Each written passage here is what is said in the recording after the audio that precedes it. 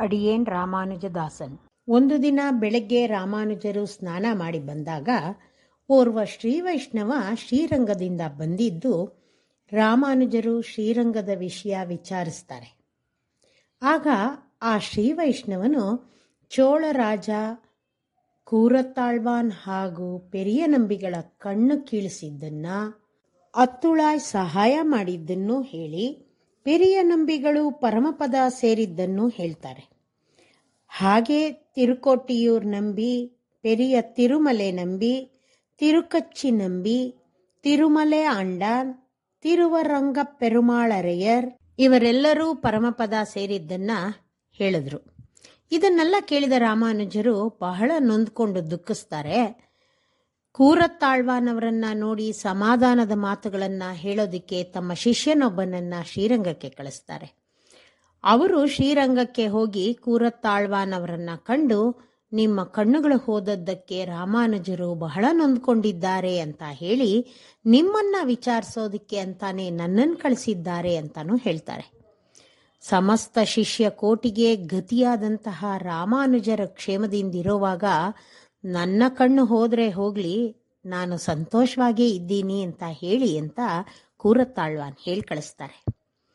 ಅಷ್ಟರಲ್ಲೇ ಗಂಗೈಕೊಂಡ ಚೋಳನ್ ಅಂಕಿತನಾದ ಕ್ರಿಮಿಕಂಠ ಚೋಳ ಸತ್ತು ಹೋಗಿದ್ದಾನೆ ಅನ್ನೋ ವಿಷಯ ತಿಳಿದು ಬರುತ್ತೆ. ಅದನ್ನ ದೃಢಪಡಿಸಿಕೊಂಡು ನಂತರ ತಿರುನಾರಾಯಣಪುರಕ್ಕೆ ವಾಪಸ್ ಬಂದು ರಾಮಾನುಜರ ಶಿಷ್ಯರು ಈ ವಿಷಯವನ್ನ ರಾಮಾನುಜರಿಗೆ ತಿಳಿಸ್ತಾರೆ. ಇನ್ನು ಶ್ರೀ ವೈಷ್ಣವರಿಗೆ ಯಾವ ಅಪಾಯವೂ ಇಲ್ಲ ಅನ್ನೋದನ್ನ ಅರ್ಥ ಮಾಡಿಕೊಂಡ ರಾಮಾನುಜರು ಶ್ರೀರಂಗಕ್ಕೆ ಹಿಂತಿರುಗೋದಕ್ಕೆ ಯೋಚನೆ ಮಾಡ್ತಾರೆ. ಬೆಟ್ಟದ ಮೇಲಿನ ನರಸಿಂಹದೇವರನ್ನ ಸೇವಿಸಿ ತೀರ್ಥ ಪ್ರಸಾದಗಳನ್ನ ಸ್ವೀಕರಿಸಿ ತಿರುನಾರಾಯಣರ ದೇವಸ್ಥಾನಕ್ಕೆ ಬಂದು ಅಲ್ಲೂ ದೇವರನ್ನ ಸೇವಿಸಿ ತೀರ್ಥ ಪ್ರಸಾದವನ್ನ ಪಡೆದು ದೇವರ ಅನುಮತಿ ಬೇಡಿ ಶ್ರೀರಂಗಕ್ಕೆ ವಾಪಸ್ ಹೊರಡ್ತಾರೆ. ಐಂಬತ್ತಿರುವರ್ ರಾಮಾನುಜರು ಹೊರಟಾಗ ಅವರ ಕಾಲ ಮೇಲೆ ಬಿದ್ದು ಅಳುತ್ತಾರೆ. ಹೋಗ್ಬಾರ್ದು ಅಂತ ಬೇಡ್ಕೋತಾರೆ. ನಿಮ್ಮನ್ ಬಿಟ್ಟಿರೋದು ನಮ್ಗೆ ಸಾಧ್ಯ ಇಲ್ಲ ಅಂತ ಹೇಳಿ ದುಃಖಿಸ್ತಾರೆ. ಆಗ ರಾಮಾನುಜರು ತಮ್ಮ ವಿಗ್ರಹ ಒಂದನ್ನ ಎರಕ ಮಾಡಿಸಿ ಅದಕ್ಕೆ ತಮ್ಮ ದಿವ್ಯ ಶಕ್ತಿಯನ್ನ ಪ್ರತಿಷ್ಠಾಪಿಸಿ ಅದನ್ನ ಅವರುಗಳಿಗೆ ಕೊಡ್ತಾರೆ. ಇದನ್ನ ಪೂಜಿಸ್ತಾ ತಮ್ಮ ಸಾನ್ನಿಧ್ಯವನ್ನ ಕಂಡುಕೋಬಹುದು ಅಂತ ಹೇಳಿ ತಮ್ಮ ಅನುಪಸ್ಥಿತಿಯಲ್ಲೂ ದೇವರ ಕೈಂಕರ್ಯಗಳನ್ನ ಯಥಾಸ್ಥಿತಿ ನಡೆಸ್ಕೊಂಡು ಬರಬೇಕು ಅಂತ ತಮ್ಮ ಪಾದಗಳ ಮೇಲೆ ಆಣೆ ಮಾಡಿಸ್ಕೋತಾರೆ. ರಾಮಾನುಜರ ವಿಗ್ರಹಗಳಲ್ಲಿ ಮುಖ್ಯವಾದದ್ದು 4. ನಮ್ಮಾಳ್ವಾರವರು ನಾಥಮುನಿಗಳಿಗೆ ಕೊಟ್ಟಂತಹ ಭವಿಷ್ಯತ್ ಆಚಾರ್ಯರ್ ಅನ್ನೋ ಹೆಸರಿನ ವಿಗ್ರಹ 1. ಶ್ರೀಪೆರಂಬೂದೂರಿನಲ್ಲಿ ತಮ್ಮ ಭಕ್ತರಿಗೋಸ್ಕರ ತಮ್ಮ ಶಕ್ತಿಯನ್ನೆಲ್ಲ ಪ್ರತಿಷ್ಠಾಪಿಸಿ ರಾಮಾನುಜರು ಕೊಟ್ಟ ತಾನುಗಂಧ ತಿರುಮೇನಿ, ತಿರುನಾರಾಯಣಪುರದಲ್ಲಿ ತಮ್ಮ ಭಕ್ತರಿಗೋಸ್ಕರ ಕೊಟ್ಟ ತಮರುಗಂಧ ತಿರುಮೇನಿ ಹಾಗೂ ಶ್ರೀರಂಗದಲ್ಲಿ ಇರುವ ತಾನಾನ ತಿರುಮೇನಿ.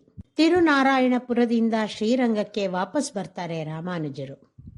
ಶ್ರೀರಂಗದಿಂದ 22 ವರ್ಷಗಳ ಕಾಲ ದೂರವಿದ್ದ ರಾಮಾನುಜರು ಬಂದ ವಿಷಯ ಕೇಳಿ ಅಲ್ಲಿನ ಶ್ರೀವೈಷ್ಣವರೆಲ್ಲ ನಿಧಿಯನ್ನ ಕಂಡಾಗೆ ಖುಷಿ ಪಡ್ತಾರೆ. ದೇವರ ದರ್ಶನ ಪಡೆದ ರಾಮಾನುಜರು ಕೂರತ್ತಾಳ್ವಾನವರನ್ನ ಕಾಣೋದಿಕ್ಕೆ ಹೋಗ್ತಾರೆ. ಕೂರತ್ತಾಳ್ವಾನ್ ಗುರುಗಳು ಬರ್ತಿದ್ದಾರೆ ಅನ್ನೋ ವಿಷಯ ತಿಳಿದ ತಕ್ಷಣ ಅವ್ರನ್ನ ಎದುರುಗೊಳ್ಳೋದಿಕ್ಕೆ ಅಂತ ಬರ್ತಾರೆ. ರಾಮಾನುಜರು ಕೂರತ್ತಾಳ್ವಾನವರನ್ನ ಅಪ್ಪಿ ಹಿಡಿದು, ಒಂದು ದರ್ಶನಕ್ಕೋಸ್ಕರ ನಿಮ್ಮ ದರ್ಶನವನ್ನ ಕಳೆದುಕೊಳ್ಳೋದಿಕ್ಕೆ ನಾನೇ ಕಾರಣವಾಗ್ಬಿಟ್ಟೆ ಅಂತ ಶೋಕಿಸ್ತಾರೆ. ಶ್ರೀರಂಗದಲ್ಲಿ ರಾಮಾನುಜರಿಗೆ ಚಿದಂಬರಂನಲ್ಲಿ ಇದ್ದ ಗೋವಿಂದರಾಜ ಪೆರುಮಾಳ್ ದೇವಾಲಯವನ್ನ ಕ್ರಿಮಿಕಂಠ ಚೋಳ ಒಡೆದು ಹಾಕಲು ಆಜ್ಞೆ ಮಾಡಿದಾಗ ತಿಲ್ಲೆ ಅನ್ನೋ ಹೆಸರಿನ ಹೆಂಗಸಿನ ಮಂತ್ರಶಕ್ತಿಯ ಸಹಾಯದಿಂದ ಇಂದು ಉತ್ಸವ ದೇವರನ್ನ ತೆಗೆದುಕೊಂಡು ಹೋಗಿ ತಿರುಪತಿಯಲ್ಲಿ ಇಟ್ಟಿರೋದಾಗಿ ಹೇಳ್ತಾರೆ.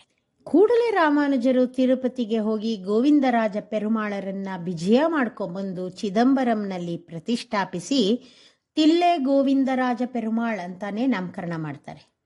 ಕ್ರಿಮಿಕಂಠ ಚೋಳ ಸತ್ ಮೇಲೆ ಅವನ ಮಗ ವಿಕ್ರಮ ಚೋಳ ರಾಜನಾಗ್ತಾನೆ. ಅವನಿಗೆ ಕುಲೋತ್ತುಂಗ ಚೋಳ ಅನ್ನೋ ಹೆಸರು ಇರುತ್ತೆ. ಅವನು ವಿಷ್ಣು ಭಕ್ತನಾಗಿದ್ದು ತನ್ನ ತಂದೆ ಮಾಡಿದ ಅಕಾರ್ಯಗಳಿಗೆ ರಾಮಾನುಜರ ಬಳಿ ಬಂದು ಕ್ಷಮೆ ಕೇಳ್ತಾನೆ. ಕರುಣಾಮೂರ್ತಿ ರಾಮಾನುಜರು ಅವನಿಗೆ ಕ್ಷಮೆ ನೀಡಿ ಅವನನ್ನೂ ತಮ್ಮ ಶಿಷ್ಯನನ್ನಾಗಿ ಮಾಡ್ಕೋತಾರೆ. ವಿಕ್ರಮ ಚೋಳ ರಾಜ ಶ್ರೀರಂಗ ದೇವಸ್ಥಾನದ ಸರ್ವಾಧಿಕಾರವನ್ನು ವಹಿಸ್ಕೊಳ್ಬೇಕು ಅಂತ ರಾಮಾನುಜರನ್ನ ಪ್ರಾರ್ಥಿಸ್ತಾನೆ. ದೇವಸ್ಥಾನದ ಎಲ್ಲ ಆಸ್ತಿ ಪಾಸ್ತಿಗಳನ್ನು ರಾಮಾನುಜರ ವಶಕ್ಕೆ ಕೊಟ್ಟುಬಿಡುತ್ತಾನೆ.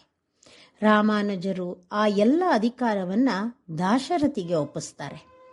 ರಾಮಾನುಜರಿಗೆ ಕೂರತ್ತಾಳ್ವಾನ್ ಅವರಿಗೆ ಕಣ್ಣು ಹೋದ ಬಗ್ಗೆ ತುಂಬಾ ಬೇಜಾರಿರುತ್ತೆ. ಅವರು ಕೂರತ್ತಾಳ್ವಾನ್ ಅವರನ್ನ ಕರೆದು, ನಮ್ಮ ವರದರಾಜನು ಆರ್ತಿತಾರ್ಥ ಪ್ರಧಾನ ದೀಕ್ಷಿತನಾಗಿರೋದ್ರಿಂದ ನೀವು ಅವನನ್ನ ಸ್ತೋತ್ರ ಮಾಡಿ ಕಣ್ಣುಗಳನ್ನ ಕೇಳಿ ಅಂತ ಹೇಳ್ತಾರೆ. ಕೂರತ್ತಾಳ್ವಾನ್ ಅವರು ತನಗೆ ಸರ್ವದಾ ಕಣ್ಣುಗಳ ಅವಶ್ಯಕತೆನೇ ಇಲ್ಲ ಅಂತ ಹೇಳ್ಬಿಡ್ತಾರೆ. ಆದರೆ ರಾಮಾನುಜರು ಅವರನ್ನ ನಿರ್ಬಂಧಿಸ್ತಾರೆ. ಇಲ್ಲ, ನೀವು ಕೇಳಲೇಬೇಕು, ಕಣ್ಣನ್ನ ಕೇಳಿ ನೀವು ಕಣ್ಣು ಪಡೆದುಕೊಳ್ಳಲೇಬೇಕು ಅಂತ ಬಲವಂತ ಮಾಡ್ತಾರೆ. ಆಗ ಕೂರತ್ತಾಳ್ವಾನ್ ವರದರಾಜ ಸ್ತವ ರಚಿಸಿ ಹಾಡ್ತಾರೆ. ರಾತ್ರಿ ವರದರಾಜನು ಅವರ ಕನಸಿನಲ್ಲಿ ಬಂದು ಅವರಿಗೆ ದಿವ್ಯ ಚಕ್ಷಸ್ಸು ಕೊಟ್ಟಿರೋದಾಗಿ ಹೇಳ್ತಾನೆ. ವಿಷಯ ತಿಳಿದ ರಾಮಾನುಜರಿಗೆ ಸಮಾಧಾನ ಆಗೋದಿಲ್ಲ. ವರದರಾಜ ಸ್ತವವನ್ನ ಪೂರ್ತಿ ಮಾಡೋ ಹಾಗೆ ಹೇಳಿ ಚರ್ಮಚಕ್ಷಸನ್ನ ಅನುಗ್ರಹಿಸೋ ಹಾಗೆ ಬೇಡಿ ಅಂತ ಕೇಳ್ತಾರೆ. ರಾಮಾನುಜರ ಬಲವಂತಕ್ಕೆ ಮಣಿದು ಕೂರತ್ತಾಳ್ವಾನ್ ವರದರಾಜ ಸ್ತವವನ್ನ ಪೂರ್ತಿ ಮಾಡಿದಾಗ ರಾಮಾನುಜರೇ ಕೂರತ್ತಾಳ್ವಾನ್ ಅವರ ಕಣ್ಣುಗಳಿಗಾಗಿ ಬೇಡ್ತಾರೆ. ದೇವರು ಅವರಿಗೆ ನನ್ನನ್ನ ಮತ್ತೆ ನಿಮ್ಮನ್ನ ಮಾತ್ರ ನೋಡೋ ದೃಷ್ಟಿ ಕೊಡ್ತೀನಿ ಅಂತ ಹೇಳಿ ದೃಷ್ಟಿ ಕೊಡ್ತಾನೆ. ಅಂದಿನಿಂದ ಕೂರತ್ತಾಳ್ವಾನ್ ಅವರಿಗೆ ರಾಮಾನುಜರು ಮತ್ತು ದೇವರು ಮಾತ್ರ ಕಾಣೋ ಹಂಗಾಗುತ್ತೆ. ಒಂದು ದಿನ ರಾಮಾನುಜರು ಕಾಲಕ್ಷೇಪ ಮಾಡ್ತಿದ್ದಾಗ ಕೂರತ್ತಾಳ್ವಾನರು ರಂಗನಾಥನ ದೇವಾಲಯಕ್ಕೆ ಬಂದು ದೇವರ ದರ್ಶನ ಮಾಡಿ ಸ್ತೋತ್ರ ಮಾಡ್ತಾ ಅಲ್ಲೇ ನಿಂತಿದ್ದಾಗ ದೇವರು, ಯಾಕೆ ಇಲ್ಲೇ ನಿಂತಿದ್ದೀರಾ? ಏನೋ ಕೇಳಬೇಕು ಅನ್ಕೊಂಡಿರೋ ಹಾಗಿದೆ, ಏನ್ ಬೇಕು ಅಂತ ಕೇಳ್ತಾನೆ. ಆಗ, ಈ ಶರೀರದಿಂದ ನನ್ನನ್ನು ಬಿಡಿಸಿ ನಿಮ್ಮ ಅನುಭವವನ್ನ ಈ ದಾಸನಿಗೆ ಅನುಗ್ರಹಿಸಬೇಕು ಅಂತ ಕೇಳ್ತಾರೆ. ದೇವರು ಇದನ್ ಬಿಟ್ಟು ಬೇರೆ ಏನಾದರೂ ಕೇಳಿ ಅಂದಾಗ, ಕೊಡೋದಿದ್ರೆ ಇದನ್ನ ಕೊಡಿ, ಇಲ್ದಿದ್ರೆ ನನಗೆ ಬೇರೆ ಯಾವ ಆಸೆನೂ ಇಲ್ಲ ಅಂದ್ಬಿಡ್ತಾರೆ. ಆಗ ದೇವರು, ನಿಮಗೆ ಸಂಬಂಧಪಟ್ಟವರಿಗೆಲ್ಲ ಮೋಕ್ಷ ಕೊಡ್ತೀನಿ ಅಂತ ಹೇಳಿ ಅವರಿಗೆ ತೀರ್ಥ ಪ್ರಸಾದವನ್ನ ಅನುಗ್ರಹಿಸಿ ಕಳಿಸ್ಕೊಡ್ತಾನೆ. ಪ್ರಸಾದ ಪಡೆದು ಅಲ್ಲಿಂದ ಹೊರಟು ಮನೆಗೆ ಬಂದು ಕೂತ್ಬಿಡ್ತಾರೆ. ಈ ವಿಷಯ ರಾಮಾನುಜರಿಗೆ ತಿಳಿಯತ್ತೆ. ರಾಮಾನುಜರು ಬಹಳ ಹರ್ಷದಿಂದ ಕುಣಿದಾಡ್ಬಿಡ್ತಾರೆ. ಇದನ್ನ ನೋಡಿದ ಶಿಷ್ಯರು ಕಾರಣ ಕೇಳಿದಾಗ, ರಂಗನಾಥನು ಕೂರತ್ತಾಳ್ವಾನ್ ಅವರಿಗೆ ಸಂಬಂಧಪಟ್ಟವರಿಗೆಲ್ಲ ಮೋಕ್ಷ ಕೊಡೋದಾಗಿ ಹೇಳಿದ್ದಾನೆ, ಅವರ ಆಚಾರ್ಯರಾದ ನಮಗೆ ಮೋಕ್ಷ ಸ್ಥಿರವಾದ ಹಾಗಾಯಿತು ಅಂತ ಹೇಳ್ತಾರೆ. ಆದರೆ ಈ ಸಂತೋಷ ಬಹಳ ಹೊತ್ತಿರೋದಿಲ್ಲ. ಕೂರತ್ತಾಳ್ವಾನ್ ನಮ್ಮನ್ನು ಬಿಟ್ಟು ಅಗಲ್ತಾರಲ್ಲ ಅನ್ನೋ ದುಃಖ ಅವರಿಗೆ ಕಾಣಿಸ್ಕೊಳ್ಳೋಕೆ ಶುರುವಾಗತ್ತೆ. ಆ ದುಃಖದಿಂದಲೇ ಅವರು ಕೂರತ್ತಾಳ್ವಾನ್ ಅವರ ಬಳಿ ಹೋಗಿ, ನೀವು ಹೀಗೆ ಮಾಡಬಹುದೇ ಅಂತ ಕೇಳ್ತಾರೆ.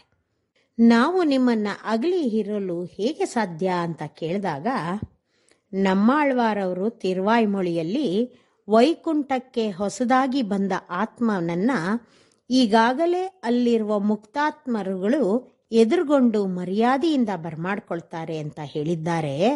ಹಾಗಾಗಿ ನಾನು ಮೊದಲು ಹೋಗಿ ನಿಮ್ಮನ್ನ ಎದುರುಗೊಳ್ತೀನಿ ಅಂತ ಹೇಳ್ತಾರೆ. ರಾಮಾನುಜರು ಅವ್ರ ತಲೆ ಮೇಲೆ ಕೈ ಇಟ್ಟು ಆಶೀರ್ವಾದ ಮಾಡಿ ಅನುಮತಿ ನೀಡ್ತಾರೆ.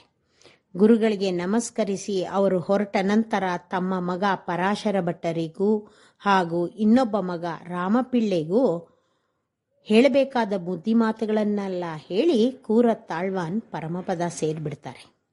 ರಾಮಾನುಜರು ಬಂದು ಅವರ ಎಲ್ಲ ಕಾರ್ಯಗಳನ್ನು ಪರಾಶರ ಭಟ್ರ ಕಡೆಯಿಂದ ಮಾಡಿಸಿ ಇಬ್ಬರೂ ಮಕ್ಕಳನ್ನ ಎಂಬಾರವರ ಶಿಷ್ಯರನ್ನಾಗಿ ಮಾಡಿ ವಿದ್ಯಾಭ್ಯಾಸಕ್ಕೆ ಏರ್ಪಾಡು ಮಾಡ್ತಾರೆ.